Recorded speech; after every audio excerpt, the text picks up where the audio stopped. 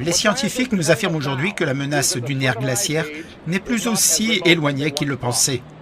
Au cours de la vie de nos petits-enfants, le froid arctique et la neige perpétuelle pourraient transformer la plupart des régions habitables de notre planète en un désert polaire. Le résultat pourrait être la faim et la mort à une échelle inédite dans toute l'histoire.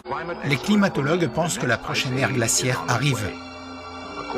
Et selon des données récentes, elle pourrait arriver plus tôt que prévu.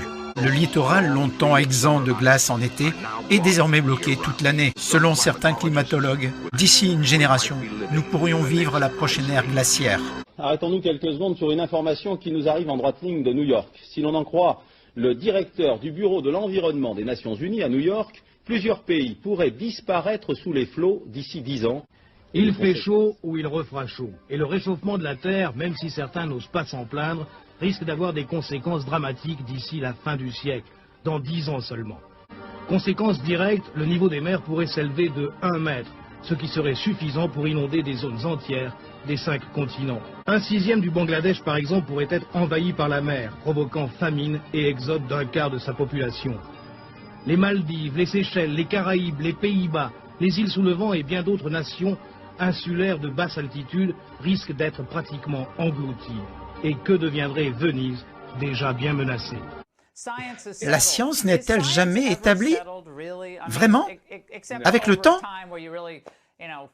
Non, c'est une science très immature.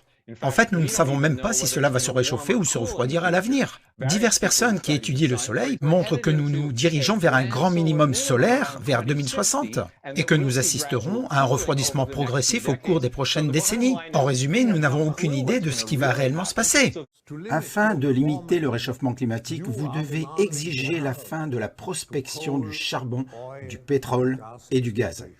Tous ces écologistes dont je suis, dont j'ai été, qui sont sincères, peuvent-ils se laisser berner à ce point et entreprendre des actions et tenir des discours qui ne fait que servir la soupe aux puissants?